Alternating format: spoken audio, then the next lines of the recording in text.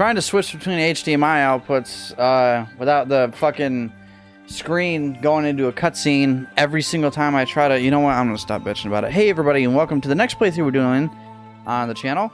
I think this is going up after Final Fantasy VII. I don't remember correctly. If I... Stop, man. God damn it. It's backstory. You guys can... You can look at this if you want to. I think it's going up after Final Fantasy VII. This is a game called Okami. O-K-A-M-I. It's a Japanese game. It was made by Capcom. And, so, this game kind of has a...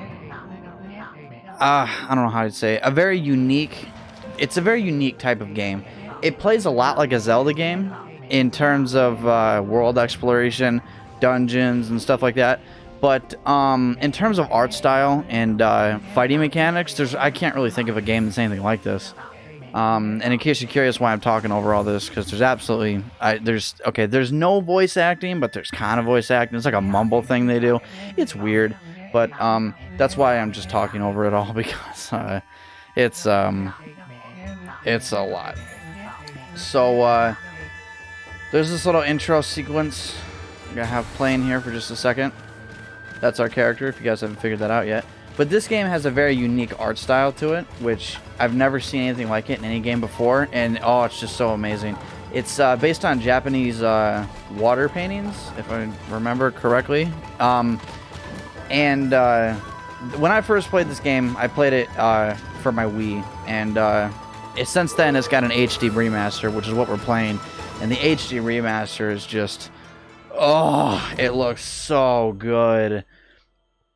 So this game, being based on Japanese culture and mythology and, you know, really old time periods in Japan, is very Japanese. If you haven't figured that part out, I'm sure you have. I don't think I need to go over everything in settings. So I think we're good. One thing I do want to say, though, just for the sake of whatever, this game originally came out for two systems, the Wii and the PS3. And this is the only game I've ever played on Steam that recognizes my PlayStation controller as a PlayStation controller. And that just blows my mind. Why can't everybody else do that? It's so simple. But, I don't know. Okay, whatever. We're going to go to the new game. Here we go. I still haven't decided whether or not I'm going to be talking over cutscenes or not. I talked over the intro cutscene because... It's all text-based. Everything you need to know is always going to be completely text-based. So, yeah. This game also has a lot of inspiration from Japanese mythology, so you'll probably learn a thing or two about Japanese mythology just from watching this game, because this game's got a lot to tell. But I guess I'll just let this play out a little bit, and I'll just shut up.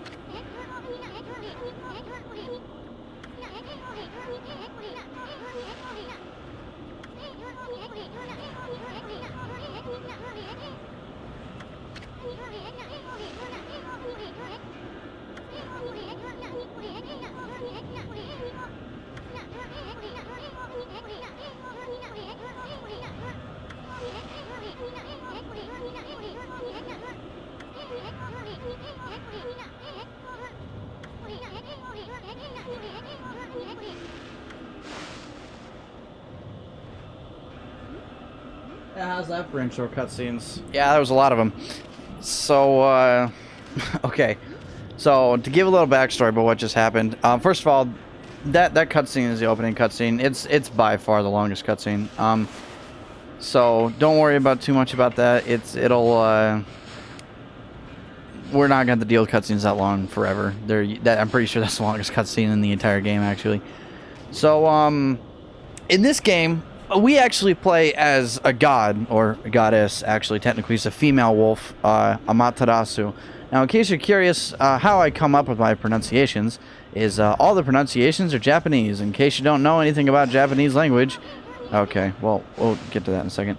In case you know anything about Japanese language, vowel sounds do not change. So, in case you're curious why I'm pronouncing things the way I am, that is why. So, up there's a fruit that a protector of the village named Sakura, I think it's Sakura, said we have to cut down to free the villagers' spirits. And the tiny, I believe they called him wandering artist in that intro scene, Isun, says that we have to find some special power to cut it down because it's way too high up. So, Isun's wondering where we are. I think it's... shit, I don't remember specifically. You can read... I'll go through all the text if you guys want to read it. In case you're curious why I skipped that back there, that's just because I hit an invisible wall and the main character, or Isun was just telling me that I'm an idiot and don't hit invisible walls. So that's all I skipped. You're not missing much.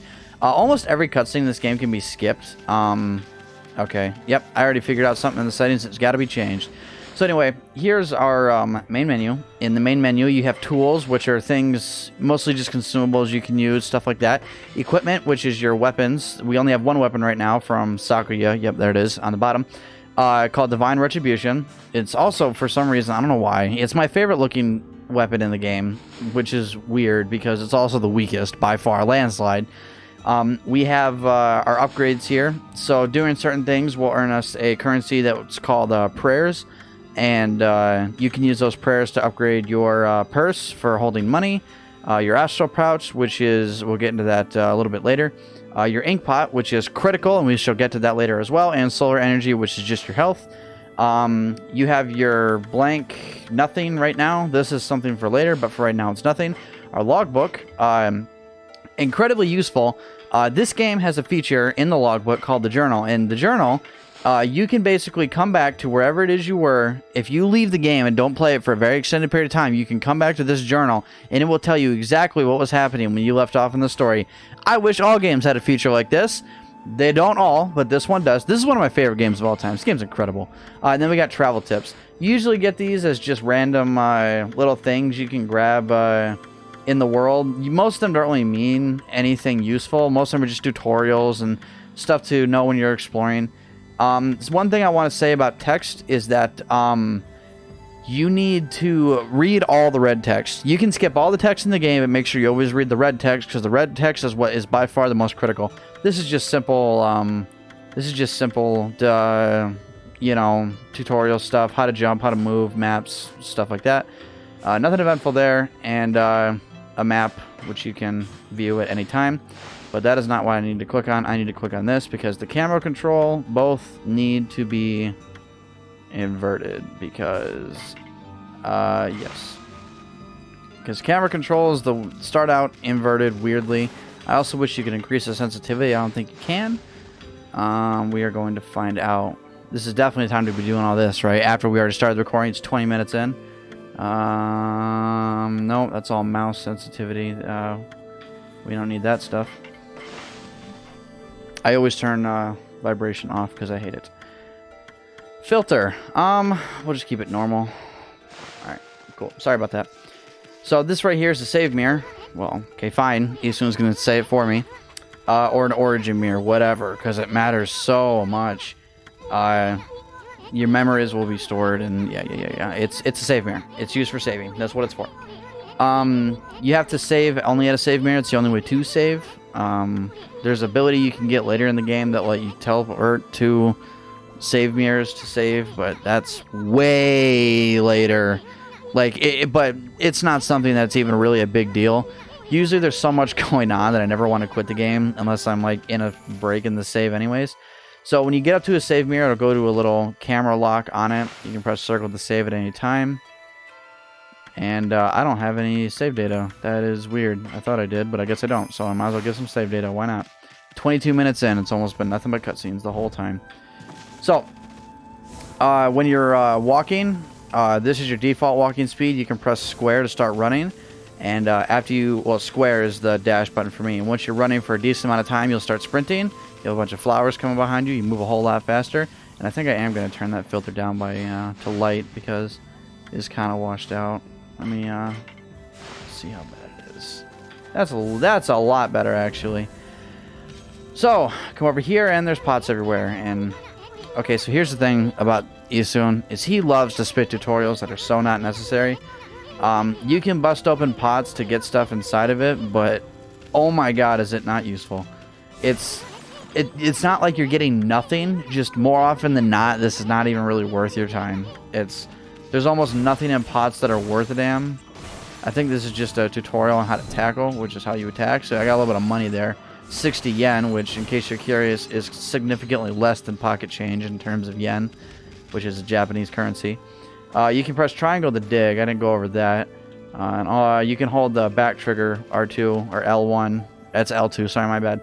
On a PlayStation controller to bring out the map.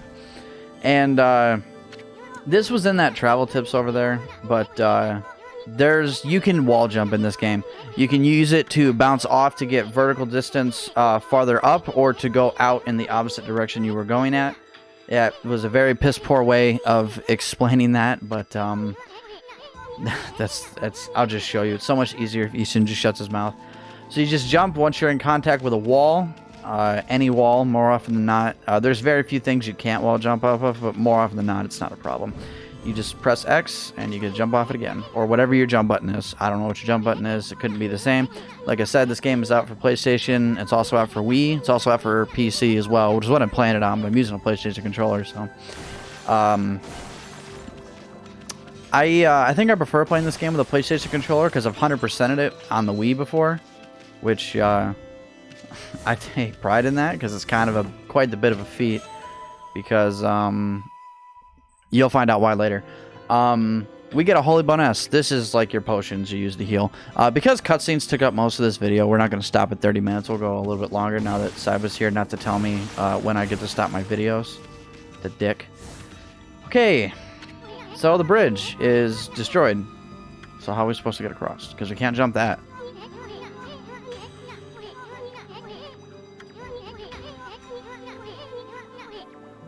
So we just got our nickname, just Ami, as opposed to Amaterasu, which yeah is quite of Anyways, he's asking if we ever heard of Spirits of the Brush, which is brushwork has its own soul. Okay, well, this is we're getting introduced to a mechanic that's critical to this entire game, and so yeah, he's showing us it right now.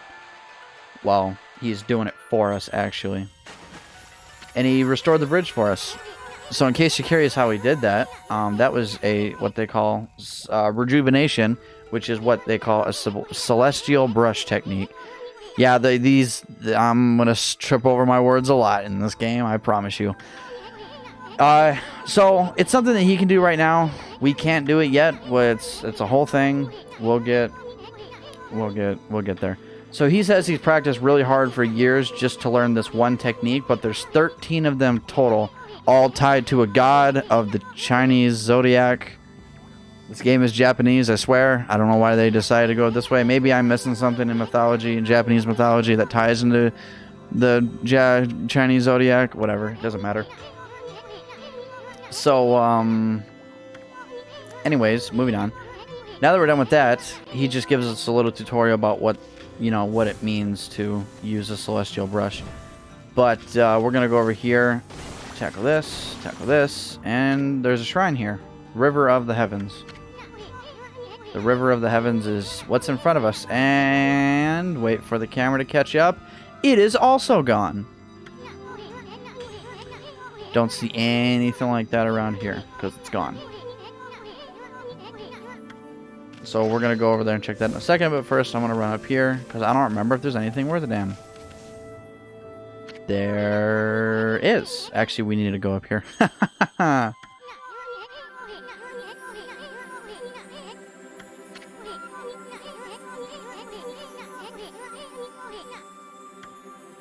So he thinks these stars are forming a pattern. I don't. So he's going to draw on the missing star. Fail. Didn't do anything.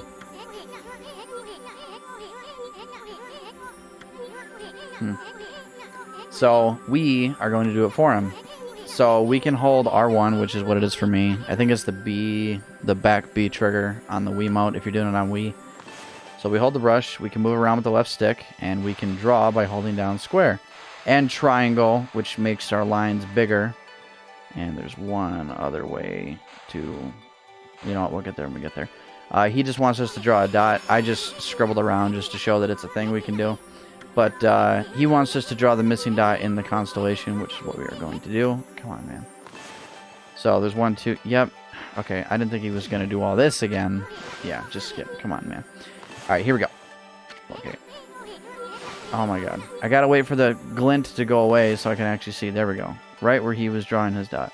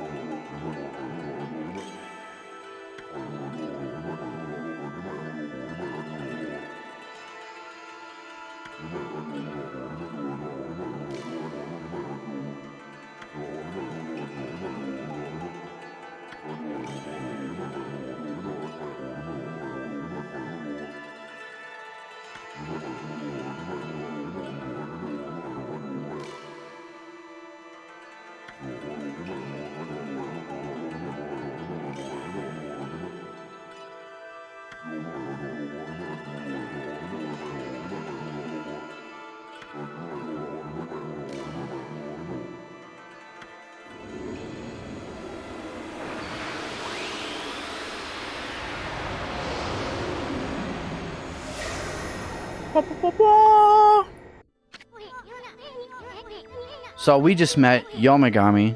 I believe that's like the only one I can't remember if I'm pronouncing correct. The god of rejuvenation, and he gave us the brush technique that Isun took years to master to give it to us instantly, which is the power of restoration. So we're gonna go check it out and see if we can't use it the same way he was using it. So you can use your celestial brush whenever you want, anywhere in the world, at any time, almost, and nope, anytime. I can't think of a single time where you're not able to use it. And I got an achievement. I didn't... Wow, okay. Save data in this game was apparently useless. I don't know why it said continue game at the beginning there. I thought I already had a little bit of... Whatever, it doesn't matter. So we can hold it down and press it down whenever. You can just keep drawing as much as you want. You can press triangle to draw thicker lines. And there's a button here that I am missing. Okay, let's see. Oh, is it... There's a way to do it. I just don't remember exactly how you do it.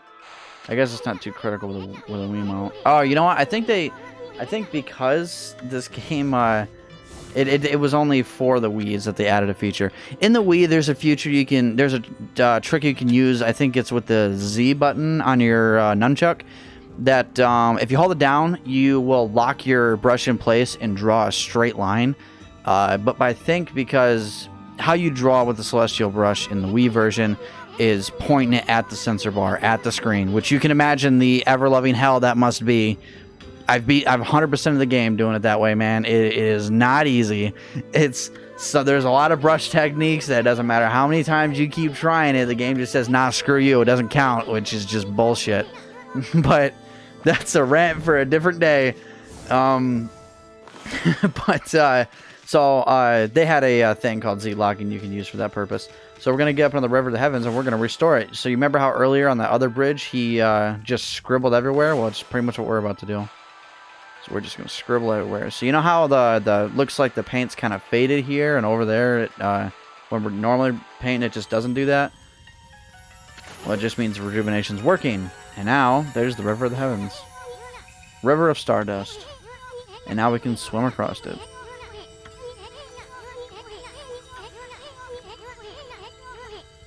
So Isun doesn't realize that we're the ones who just drew that up. So I've never been able to actually fill in the River of Heavens completely. It seems like no matter where you draw in the River of Heavens, you're gonna see something that you can just keep rejuvenating. You see how you can just make this thicker and thicker. I don't get this, but you can do it. Yeah, okay. So one thing to note about the River of Heavens I find kind of weird is this game has a mechanic where if you're swimming in water, you can drown. But in the River of Heavens, and I believe only in the River of Heavens, it's impossible to drown, which is weird. Oh, wow. We missed a spot right here. I've never done that before. Look at this. It's just right in front of us. Just can't do it. That's funny as hell. There we go. Wow. And there's a chest here, which we can open up to get the Astral Pouch. So the Astral Pouch is a really good item. I'm going to be honest with you, it's also kind of unnecessary because as fun as this game is, and this game can be difficult at times, more often than not, it's not necessary. So as you gain food, it'll fill into the Astral Pouch, and then if you were to ever die, it'll instantly bring you back to life, but empty your Astral Pouch. That's what upgrading it in the menu does. So, like right there, there's some food, an apple, and now our Astral Pouch just filled by 1. I believe it's got to fill it to 100, and every 100 it recovers life. That's what, yeah, every single time you get a new food, it's just gonna give you this little pop-up.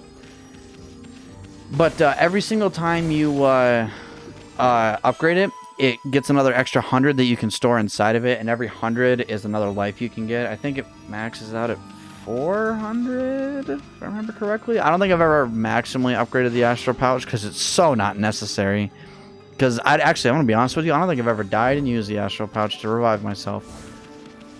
Either way, we're going to go back in the village now. Well, actually, we're not going back in the village. We're going away from the village right now. Nothing in there. I don't know why I broke that. So, rocks and trees are plentiful around here. Start running. One touch they added in this game that I really, really like. I did not mean to press that button. Stop. Stop. Is if you look behind you when you're running, you can see plants just growing. And if you wait, after you go full sprint, you can see flowers growing. I just really like that. It's really cool. So right now, we're heading to the cave of Nagi. And the cave of Nagi is the place where they erected a statue of the hero Nagi and the legend that they told in the beginning. That legend they told in the beginning of the game, remember that legend because it is critical for this game's story, okay? Everything about it. Because it's a lot to remember, but it's critical for this story. It all ties back to that legend, just trust me. So this is the statue of the hero Nagi 100 years ago with the help of the White Wolf Shiranui, the River of Heavens, and now this place. Everything's getting destroyed. He's wondering where we are. We're in Kamiki, which is what Sakuya said at the beginning of the game. So, yeah. So, sword's destroyed. Guess what we're going to do? Fix it. Fixed. Rejuvenation. That really was your brush work. Yep, it was. Now, after this little cutscene, I got a fun little thing I want to show you guys because I just really like it. But, well, we're going to have to wait a minute because we have another celestial brush technique. Now, I promise you, we're not going to be getting techniques there's 13 of them in the game, and you don't get the last one until you're like almost done with the game, okay? We're not going to be getting all of these one after the other really quickly. It's not how it's going to work, I promise.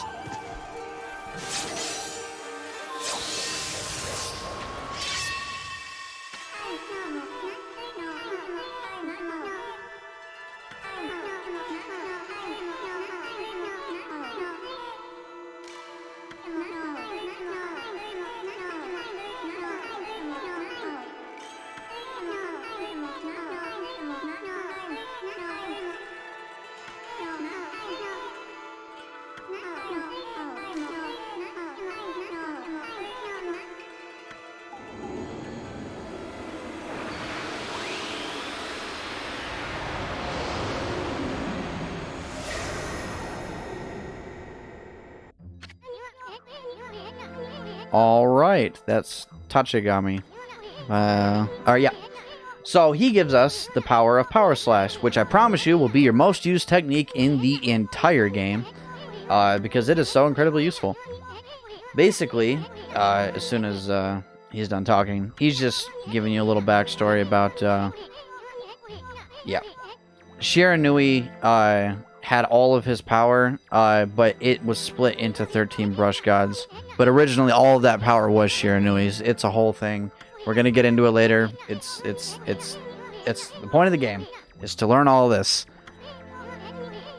So he wants to see what Power Slash is actually capable of. So in case you're curious, Power Slash is basically you draw a line through anything, and it's gonna get cut in half. And there's very few things in the game you can't cut in half. You see this giant boulder? Yep, in half. It's amazing. This will, like I said, by far be your most used brush technique. You use it for everything. It can even be used for attacking enemies, which we'll get later, when we actually get to fight enemies. Alright. Furball. What a dick. Alright. So he's decided that we, Amaterasu, are Shiranui reborn. And that means that we can get all the 13 brush techniques back. Well, we have to get them all back because it was our power originally, and now we just have to get it all back because it's scattered across the world now. So that's kind of like, I don't want to say our overarching goal, but it's what drives the adventure to keep going from point to point to point. I guess. Imagine them like items in Zelda. Like I said at the beginning, this game plays a lot like a Zelda game. The brush techniques are like the items you use that you need to progress, to do side missions, stuff like that. Imagine it more like that.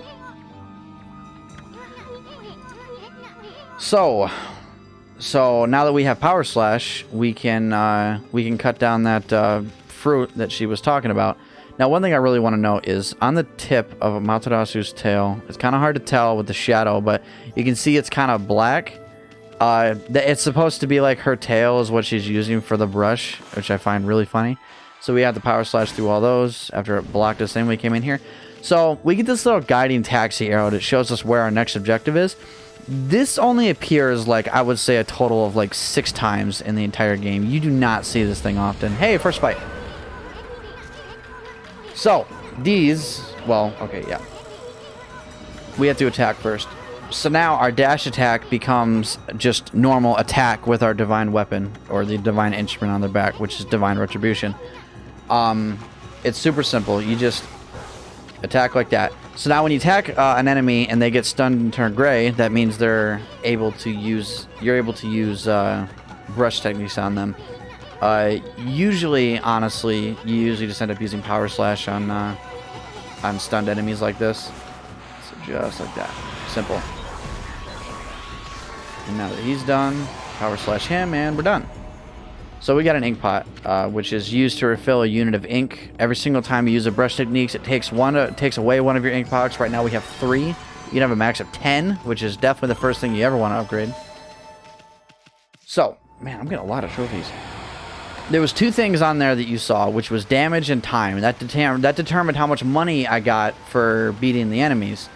Time is not what you think it is. Time is not how quickly you defeat an enemy, but how well your timing and attacking is. If you just randomly press the attack button and just spam it, your time is going to be horrible, and you won't get as much money. Your damage is obviously how little damage you took while fighting. If you take a lot of damage, you get a low damage rank. I just like doing this on the way down. It's just cutting these huge trees down. But like I was saying, your timing, if you attack in a rhythm is what determines how well that'll be. So 1, 2, 3, and now that he's stunned, I can do that. So 1, 2, 3, and wait for him to actually be stunned.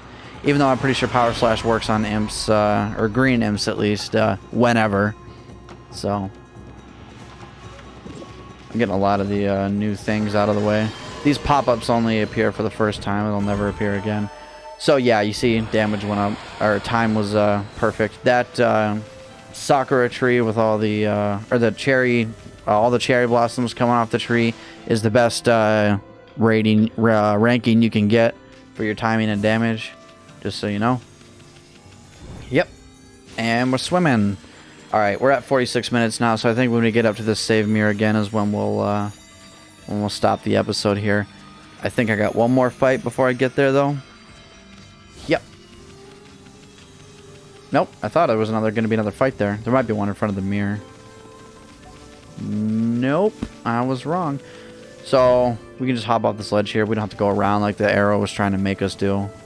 Alright, so we're going to go ahead and save, and I'll leave it off for next time. So, I hope you guys enjoyed watching, and I will see you guys in the next episode.